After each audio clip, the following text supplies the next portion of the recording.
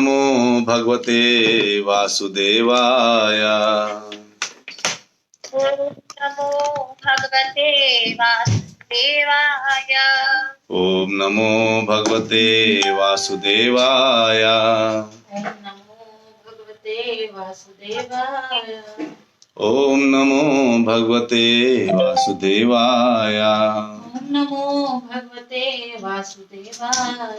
नारायणं नमस्कृत्य नरं चैव नरोत्तमं देवीं सरस्वती व्यासं ततो जयमुदीरयेत्। नष्टप्रायेषु अभद्रेषु नित्यं भागवत सेवया भगवती उत्तमा श्लोके भक्तिर्भवति नैष्टिकी।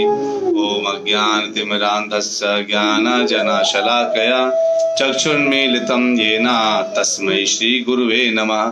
श्रीचैतन्यमनोभीष्टं स्थापितं येन भूतले स्वयं रूपा कदा मह्यं ददाति स्वपदान्तिकं। वन्देऽहं श्रीगुरु श्रीयुतापतिकमलं श्रीगुरून् वैष्णवांश्च श्रीरूपं सागरजातं सहगण रघुनाथान्वितं तं सजीवं साद्वैतं सावधूतं परिजनसहितं कृष्ण चैतन्य देवं श्रीराधा कृष्ण पादान् सहगण ललिता श्री विशाखान्वितांश्च।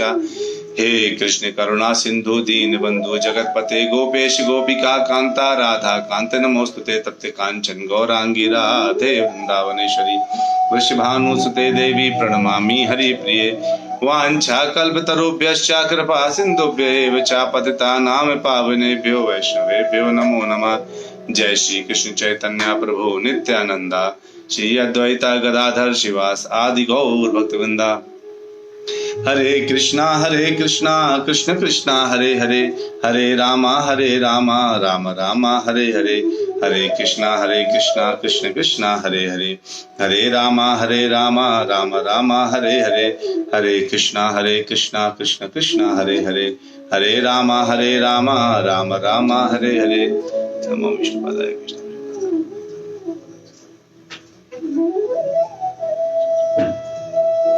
हरे कृष्णा।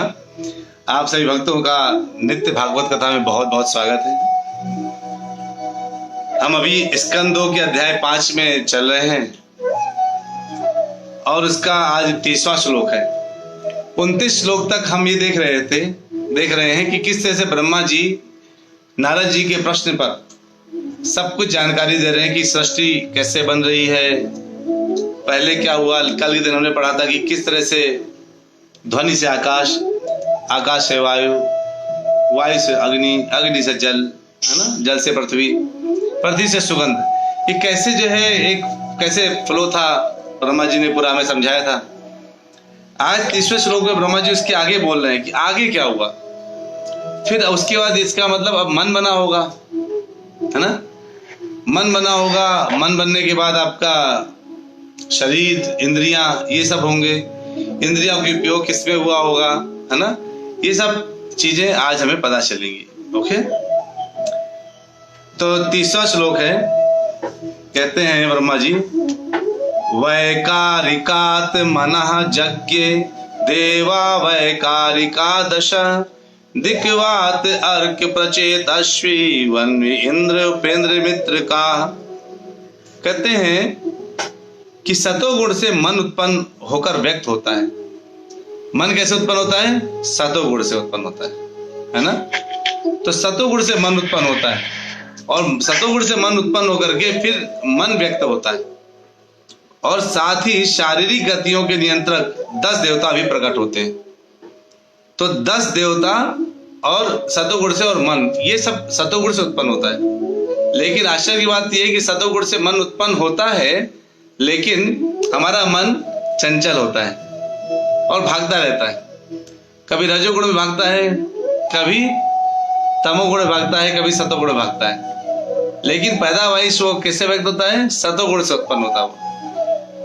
तो 10 देवताओं कौन है? 10 देवता ऐसे जो उसके बाद पैदा होते हैं, आते उत्पन्न होते हैं। कहते हैं ऐसे देवता दिशाओं के नियंत्रक होते हैं, कोई वायु के नियंत्रक होते हैं, सूर्य देव हैं, दक्ष प्रजापति के पिता हैं, अश्विनी कुमार हैं, अग्निदेव हैं, स्वर्ग का राजा इंद्र है, स्वर्ग के पूजनीय अर्चा विग्रह हैं, आदित्यों के प्रमुख तथा प्रजापति ब्रह्मा जी कहलाते हैं। ये जो 10 देवता हैं ये पैदा होते हैं। सोचिए कितनी महत्वपूर्ण जानकारी है। है कि नहीं? अगर इतनी महत्वपूर्ण जानकारी है तो कहते हैं सभी इस तरह अस्तित्व में आते हैं, सभी के सभी जो है देवतागण इस तरह से अस्तित्व में आते हैं। तो इसमें कहते हैं कि जो वैकारिक सृष्टि की उदासीन अवस्था है, जो वैकारिक है वो सृष्टि, वैकारिक मतलब सतोगुणी, यानी इसमें प्रभुपाद जी बोलते हैं जो वैकारिक है यानी सतोगुण है ना, वो उदासीन अवस्था है। लेकिन जो रजोगुण है उससे सृष्टि का यानी तेजस से सृष्टि का शुभारंभ होता है। और जो तमस है, अज्ञान, जो तमस है वो क्या है? अज्ञान के अंधकार के अंतर्गत इस भौतिक सृष्टि का पूर्ण प्रदर्शन होता है। तो हम सब जो है जब आते हैं हमें क्या लगता है? हम अज्ञान के अंधकार से दृष्टि को देखते हैं, पूरी सृष्टि को देखते हैं। अज्ञान रूपी अंधकार क्या है? जन्म लेते ही जब मैं पहला बोलता हूं तो मैं बोलता हूं, कहते हैं ना लोग, मेरे पहले तो उसने माँ बोला, पिता बोला, यानी इससे भौतिक संबंध अपने सबसे पहले महसूस किए। बड़ा होता है थोड़ा सा तो अपने दोस्तों को जानता है, उसको लगता है मेरा जीवन यही है, अपने दोस्तों के साथ अच्छा व्यवहार करना मेरा जीवन यही है, मेरे माता पिता के साथ ही मेरा असली संबंध है ना, वही समझता है। तो पहले ही क्या वो जितना कहते हैं ना, जब चिड़िया का बच्चा घोंसले में होता है तो सोचता है पूरा संसार इतना ही है ना। वैसे ही जब माँ का बच्चा अगर पेट में होता है तो उसको लगता है पूरा दुनिया यही है, लगता है। लेकिन जब वो उड़ता है तो उसको लगता है अरे पृथ्वी तो बहुत बड़ी है, मैं पूरी पृथ्वी का चक्कर नहीं लगा सकता। तो ये स्थिति है किसकी? हम लोगों की, हमें अभी पता नहीं है। यानी इसीलिए कहते हैं इस जो अंधकार के अंतर्गत इस भौतिक सृष्टि का पूर्ण प्रदर्शन होता है। अज्ञान के अंधकार के अंतर्गत पूरा प्रदर्शन जो भौतिक सृष्टि का है वो ऐसा है कि अरे ये व्यक्ति जो है ये तो मेरा जानने वाला है, मैं करने वाला हूं, करता अहम इति मन्यते, मैं ही करता हूं, ये भाई वो जानता है। तो हमारे पास अलग अलग समय पर हम अलग अलग विचारों को सोचते हैं अपनी अज्ञानतावश। भगवान तक पहुंचने के लिए गुरु चाहिए। या तो हमने अगर इस जन्म में ऐसे कर्म किए हैं कि हमें अगले जन्म में हमें कोई ऐसा जगह मिल जा रही जहां में बचपन से ही हमारे माता पिता, जैसे आप लोगों के परिवार में आपके बच्चों को हरि नाम संकीर्तन पता चल रहा है, हरे कृष्ण महामंत्र पता चल रहा है, उनको पता चल रहा है भगवान कौन है। और ये आज काम नहीं करेगा, हो सकता है वो जवान हो तब भी काम नहीं करे, लेकिन वो जब 40-45 साल के होंगे तब उनको याद आ जाएगा, अरे ये करना है, ये करना है, भक्ति करनी है। तो कहते हैं कि आज बताइए, अगर आप ध्यान से अपने घर को एक बार नजर घुमाइए, ध्यान से एक राउंड घुमाइए, तो क्या जिंदगी जीने के लिए उसकी आवश्यकता है जो आपके घर में बहुत ज्यादा है? जैसे मैं अगर अपने घर में नजर घुमाऊं तो मैं चटाई में भी सो सकता हूं, एक मैट में सो सकता हूं। बहुत ज्यादा ठंडी लगे तो एक छोटा सा रुई का गद्दा भी आता है जो मात्र 200-250 रुपए का आता है, मैं उसमें भी सो सकता हूँ। और एक तकिया में सो सकता हूँ जो 100 रुपए 50 रुपए तकिया आ जाएगी, और वो ऐसा नहीं डेली खर्चा है, एक बार खरीद लिया वो 10 साल चलती रहेगी। लेकिन जो है हम बेड खरीदेंगे और सबसे महंगा 1-1.5 लाख का बेड खरीद लेंगे, गद्दा उसमें 50-60 हजार का खरीद लेंगे, उसके ऊपर तकिया सबसे महंगी वाली खरीद लेंगे। इसका मतलब है कि हमारी आवश्यकताएं, जो फैक्ट्रियां हैं और जो कार्यशालाएं जितनी हैं, प्रभुपाद जी कहते हैं ये सब जीवन की आवश्यकताओं को बताते हैं। तो पहले याद हो तो पहले बोलते थे अरे दांतों में नमक नहीं लगाना चाहिए, ऐसे हमें बोला था, नमक से दांत मत करो नहीं तो इसकी चमक चली जाएगी। हमें बोला जाता था नमक से दांत करोगे तो चमक चली जाएगी, दांत का खाल निकल जाएगी। कुछ समय तो अचानक पूछे क्या आपके दांत, क्या आपके मंजन में नमक है? नहीं है तो आप पागल है। यानी पहले आवश्यकताएं भरी गई है ना, पहले आवश्यकताओं को डाला गया। क्या आपके में नमक नहीं है? तो हमने कहा तो कोलगेट तो हमने 10-12 खरीद लिए थे, नमक वाला खरीदा नहीं। अब एक काम करते हैं, कोलगेट में पहले नमक घोलते हैं फिर ब्रश में लगा के लगाएंगे। नहीं, कोलगेट नमक होना चाहिए मतलब। यानी हमारी जितनी भी कंपनीज हैं, जो भी हैं, ये हमारी आवश्यकताएं, हमारी इंद्रिय भोग। और कैसे होगा? वाह, इतना मोटा गड्ढा में सोएंगे तो आपको नींद ऐसी आएगी, वाह। और हमको सोना बहुत पसंद है। यानी ये हमारे इंद्रिय तृप्ति। देखिए ये बात पक्की है कि हमें भोजन करना, खाना खाना है, खाना ही पड़ेगा। सोने के लिए आश्रय चाहिए ही चाहिए, सुरक्षा भी चाहिए, कोई आगे काट ना जाए, मार ना जाए, खा ना जाए जीव जंतु। और इंद्रिय तृप्ति भी चाहिए, यानी थोड़ा सा जो है स्किन को, हमारे जो जितने इंद्रियां हैं उनको वो कुछ देखना चाहती हैं, आंखें देखना चाहती हैं, कान सुनना चाहते हैं, इंद्रिय तृप्ति होना पड़ेगा, करना पड़ेगा। तो जो इन लोगों को हम क्या, अगर मेरी आंख देखना चाहती है और मैं कहूँ इंद्रियों को कंट्रोल करना है, तो क्या आप इंद्रियों को कंट्रोल कर सकते हैं? क्या आंखों को देखने से रोक सकते हैं? बताइए, बताइए, आंसर दीजिए। स्काइप में आप आंसर दीजिए कि क्या आप इंद्रियों को रोक सकते हैं? नहीं रोक सकते। आप अपनी आंख फोड़ लेंगे रोकने के लिए, लेकिन क्या देखने की इच्छा को रोक सकते हैं? क्या देखने की इच्छा को रोक सकते हैं? नहीं रोक सकते, है ना। यानी आपने क्या किया, इंद्रियों को रोक दे। तो कहते हैं इंद्रिय तृप्ति तो करना पड़ेगा, देखना पड़ेगा, सुनना पड़ेगा, स्पर्श करना पड़ेगा, वो तो करना ही पड़ेगा, इंद्रिय तृप्ति तो होगी। लेकिन अज्ञानतावश हम क्या करते हैं, हम उन चीजों को देखते हैं, उन चीजों को सुनते हैं, उन चीजों को स्पर्श करते हैं जो हमें भगवान से दूर ले जाते हैं। इंद्रिय भोग में हम लिप्त होने लगते हैं और उसके विषय में विचार करने लगते हैं। तो क्या है, तो आपको जितना बताते हैं, मार्केटिंग जिस चीज की करते हैं, अगर हम बहुत ध्यान से दिमाग लगा के विचार करें तो हमारे घर में बहुत सी ऐसी चीज आ जाती हैं जिनकी एक्चुअली हमें आवश्यकता नहीं होती। तो हमारा यानी जीवन का, मैं एक प्रभु जी से बात कर रहा था, मैंने प्रभु जी आप खाने में के लिए कितने का महीने का बजट होता है अगर केवल खाना खाना है? क्या प्रभु जी 15 से 20 हजार में हम सबसे अच्छा खाते हैं, यानी 15 से 20 हजार से ज्यादा हमारा कभी खर्च नहीं होता महीने खाने में। कहते एक बार में जो ग्रोसरी है, अनाज, जो दाल चावल सब्जी फल सब मिला दो तो ड्राई फ्रूट्स 15 से 20 हजार में मेरा हो जाता है परिवार का। सैलरी कितनी है? 2 लाख। लोन है प्रभु जी क्या बताएं, 1 लाख से ज्यादा तो केवल EMI है। कहने का मतलब है खाने जो जीवन के लिए चाहिए उसका तो जो है केवल छोटा सा खर्च है, लेकिन उसके ऊपर कितना खर्च है किस चीज का, जो हम जानते भी नहीं है ना, यानी जिसकी आवश्यकता नहीं है, हमें और अच्छा चाहिए। और ये एक्चुअली यही प्रॉब्लम है। हम एक छोटा सा डाइनिंग टेबल सस्ता भी ला सकते हैं और बहुत महंगा भी ला सकते हैं। ये डिपेंड करता है कि हम क्या कर रहे हैं। अगर आप उस पैसे को बचा लें या जमीन में बैठ के खा लें, चटाई है, मैट है, बैठ के खाइए जमीन में बैठ के। हमारे सारे योगी जन तो मैट में बैठ के खाते हैं, जमीन में बैठ के खाते हैं, तो वो फायदेमंद भी होगा।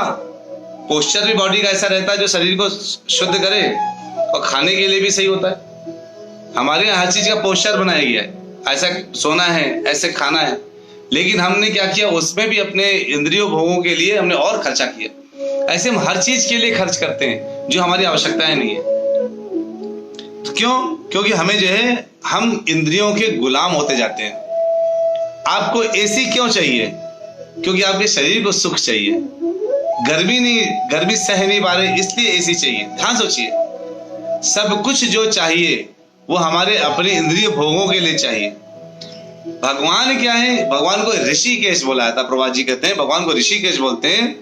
ऋषिक मतलब इंद्रियां और केश मतलब स्वामी, है ना।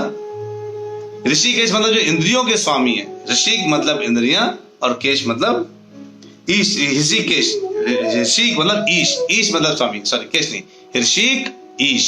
ऋषिक मतलब इंद्रियां और ईश मतलब स्वामी। इंद्रियों के स्वामी है भगवान और हम इंद्रियों के गुलाम। हम इंद्रियों के अनुसार कार्य करते हैं और भगवान और इंद्रियां भगवान के अनुसार कार्य करती हैं, भगवान की इंद्रियां। तो अब ये पॉइंट आता है, अगर कोई योगी ये सोचे चलो अब मैं अपनी इंद्रियों को पूरा कंट्रोल करके चलूंगा और ध्यान मुद्रा में बैठ जाता है, अब मैं कुछ नहीं देखूंगा नहीं, कान में रुई डाल लेता है, मैं कुछ सुनूंगा नहीं, कुछ सूंघूंगा नहीं कुछ बोलूंगा नहीं, कुछ स्पर्श नहीं करूंगा, ऐसे बैठ जाता है। तो क्या वो रास्ता सही है कि गलत? आप लोग बताइए, क्या ये रास्ता सही है ना? ये सही रास्ता नहीं है। क्यों? क्योंकि अगर आपने इंद्रियों को, आपने कान को सुनने के लिए थोड़ी देर के लिए रोक दिया तो भी कान सुनने की इच्छा नहीं खत्म होगी। आंखों को देखने के लिए रोक दिया तो आंखों की देखने की इच्छा खत्म नहीं होगी। अगर आंखों की देखने की इच्छा खत्म नहीं होगी, कानों की सुनने की इच्छा खत्म नहीं होगी, शरीर को स्पर्श करने की इच्छा खत्म नहीं होगी, इसका मतलब क्या है? इसका एक ही मतलब हुआ कि कुछ ऐसा करना चाहिए जिससे हमारी इच्छाएं, ये जो इंद्रियां तृप्त भी हो जाएं और हम कर्म बंधन में बंधे भी नहीं। तो भगवान कहते हैं कि इंद्रिय तृप्ति एक ऐसा रोग है जिसका उपचार होना बहुत आवश्यक है। इंद्रिय तृप्ति, इंद्रिय भोग एक ऐसा रोग है, अगर इस रोग से दूर करना है तो उसके पास जाना चाहिए जो स्वामी है। और स्वामी कौन है? भगवान कृष्ण स्वामी है इंद्रियों के।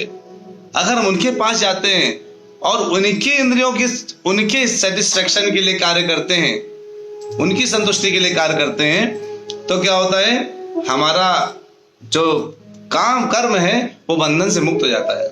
उदाहरण के तौर पर अर्जुन कौन थे? पहले उन्होंने अपनी इंद्रिय तृप्ति के लिए बोला, अरे मैं तो इनके साथ युद्ध नहीं कर सकता, क्योंकि अगर मैं युद्ध करूंगा और मैं जीत भी गया तो जिनके बीच मुझे ये पार्टी मनानी थी वो तो उन सबको तो मैं मार डालूंगा। क्या सोचिए, आप जब घर खरीदते हैं तो घर में वीडियो कॉल करके सब पूरा घर दिखाते हैं, ये देखो ये मेरा घर, ये मैंने खरीदा है, और कोई हो ही नहीं तो आप किसको दिखाएंगे? है ना?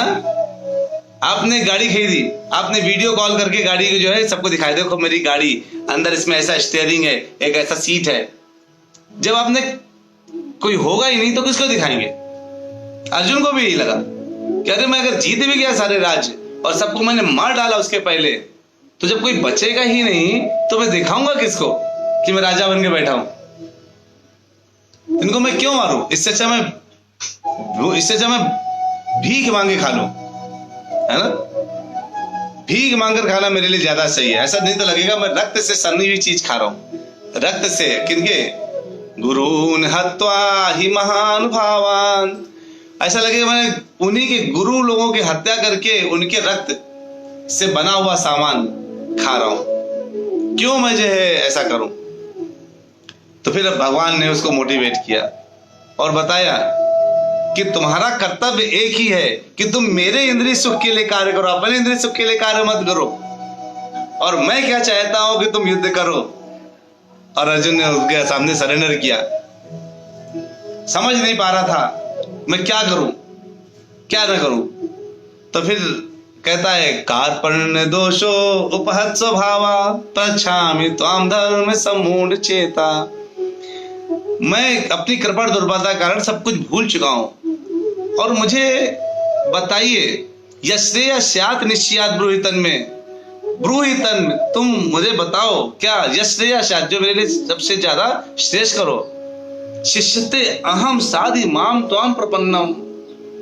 मैंने अपने आप को आपका शिष्य एक्सेप्ट कर लिया है, आप मेरे अब गुरु हो, आप मुझे गाइड करो।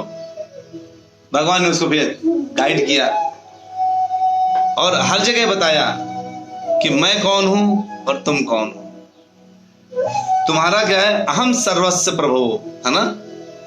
मत्तः सर्वम प्रवर्तते। कहते ना, इति मत्वा भजन्ते माम बुधा भाव समन्विता। सब कुछ मुझसे है और मेरे द्वारा ही सब कुछ कंट्रोल है। तुम ये मान करके युद्ध करो। अगर ये मान के युद्ध करोगे तो तुम जो है सिद्ध पुरुष कहलाओगे, तो मेरे पास आओगे, है ना? मतलब तुमको युद्ध करना है। सब कुछ क्या मानना है तुम्हें कि मैं ही सब कुछ करने वाला हूं। तो हमारे पास ये हमारे पास ज्ञान जरूर होना चाहिए। जो लोग अभी वीडियो में नहीं है, मुझे ऐसा महसूस हो रहा है कि वो लोग अपना कार्य कुछ और भी कर रहे हैं साथ में, तो कृपया आप लोग वीडियो में जरूर आया करिए। मुझे अच्छा लगता है सब लोग वीडियो में रहते हैं, क्योंकि ये जो है कथाएं लाइव, देखिए फेसबुक में जो लाइव है वो फेसबुक यूजर्स के लिए है, उनको आप दूसरों को शेयर कर सकते हैं। लेकिन यहाँ पर जो स्काइप में जो लाइव है, जितने लोग हैं, मैं सबसे जरूर बोलूंगा आप लोग वीडियो में आया करिए। वीडियो में आना जरूरी है ना? कुछ जो है ऑनलाइन क्लासेस में और ऑफलाइन क्लासेस में एक बहुत बड़ा अंतर यही है। ऑनलाइन क्लासेस में क्या है, हाँ अगर कोई ऐसा ऑफिस काम है, अर्जेंट काम है, तो कान में लगा के सुन लीजिए, कोई बात नहीं है, तब वीडियो नहीं आने कोई बात नहीं। लेकिन मोस्टली कोशिश करना है हमें, जैसे मैं सारा समय सब कुछ निपटा करके बैठ करके आपके सामने वीडियो में रह के आपको बताता हूँ, वैसे मेरा आप लोगों से बहुत विनती है हाथ जोड़ करके कि अगर संभव है तो वीडियो में जरूर आइए, है ना। मुझे अच्छा लगता है आप लोगों के वीडियो में रहते हैं तो आपको चेहरों को देख करके बोलना अच्छा लगता है। तो जो है इसमें कहते हैं कि अगर हम लोग किस तरह से, अगर हमने मान लीजिए इंद्रिय तृप्ति के लिए प्रयास को रोकने का प्रयास करते हैं तो रुकेगा नहीं। करना क्या है फिर, हमें आगे बढ़ाना है। आगे कैसे बढ़ेगा, आगे कैसे बढ़ेगा? तो अब आप लोग ये बताइए, ये क्वेश्चन है, थोड़ा सा इस म्यूजिक को बंद करिए, कि क्या वैकारिक को क्या बोला है प्रभुपाद जी ने? वैकारिक जो है शुभारंभ है, अज्ञान है या उदासीन है?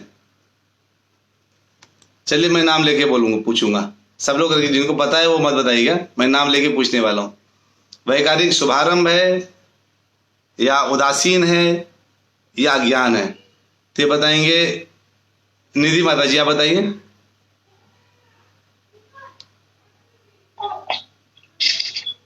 प्रभु जी पता नहीं है मेरे को, हैं? मुझे नहीं पता प्रभु। अच्छा चलिए, जय जितेंद्र प्रभु जी आप बताइए, वैकारिक सृष्टि जो है कि उदासीन अवस्था है कि शुभारंभ है कि अज्ञान की अवस्था है?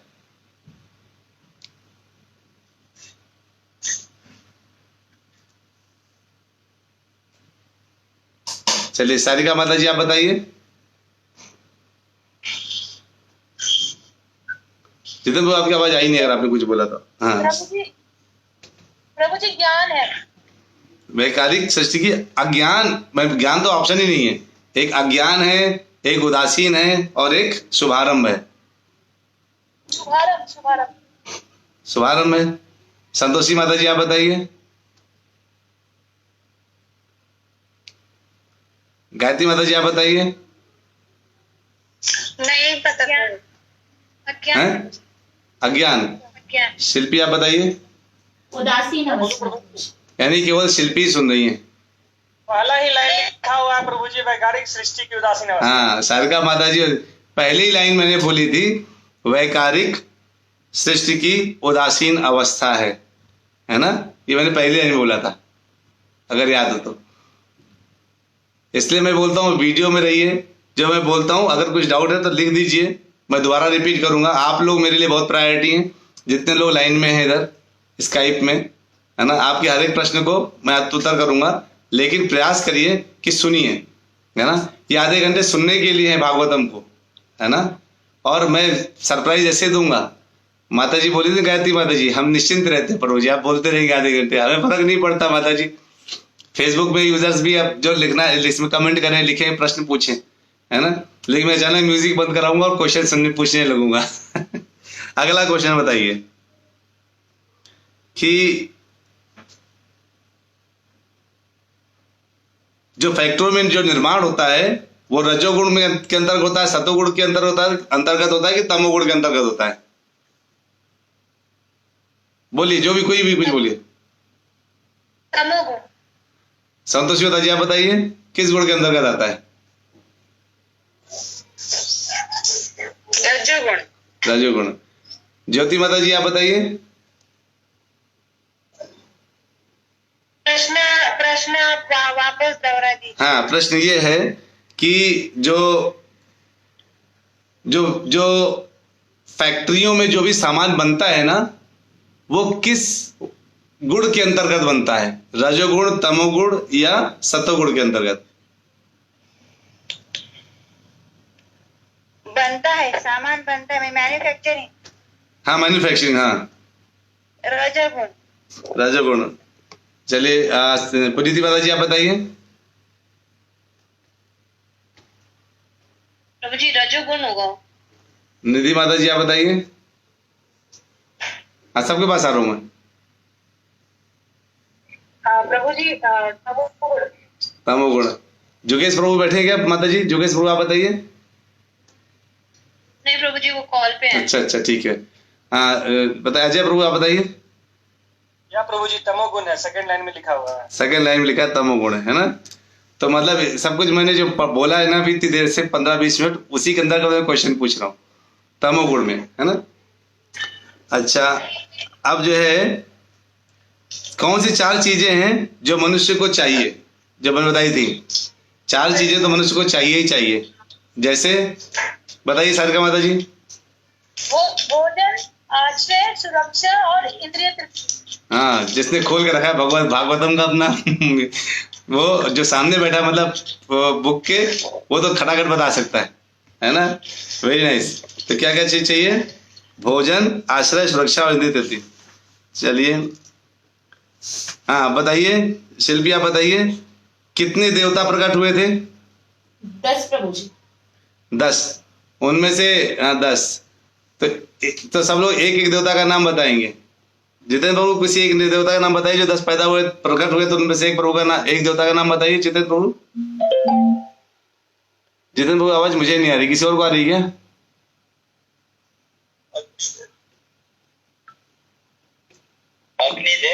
अग्निदेव। वेरी नाइस प्रभु जी, ठीक है आपका काम हो गया। ज्योति माता जी एक देवता का नाम बताइए।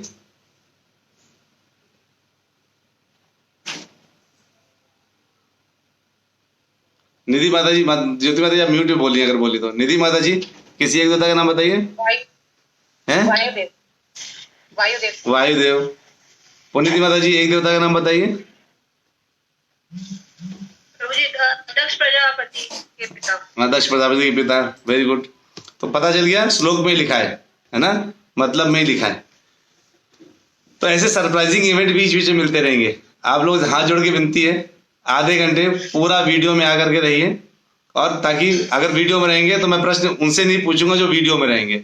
जो वीडियो में नहीं रहेंगे केवल प्रश्न उन्हीं से पूछे जाएंगे नेक्स्ट क्लास में, ठीक है।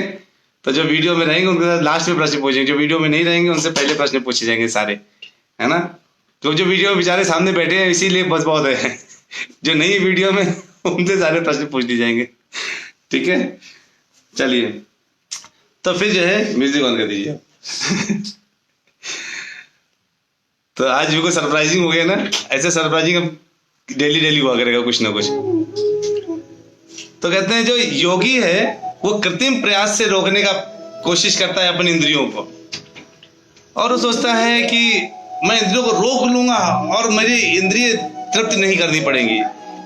तो उसको भी, वो भी जो है अज्ञानी ही हो जाता है। और जो ज्ञानी समझता है, जो ज्ञानी है वो भी ये सोचता है कि वो जो है इंद्रियों की अवहेलना कर देता है, अरे नहीं ये नहीं ये नहीं ये नहीं देखना।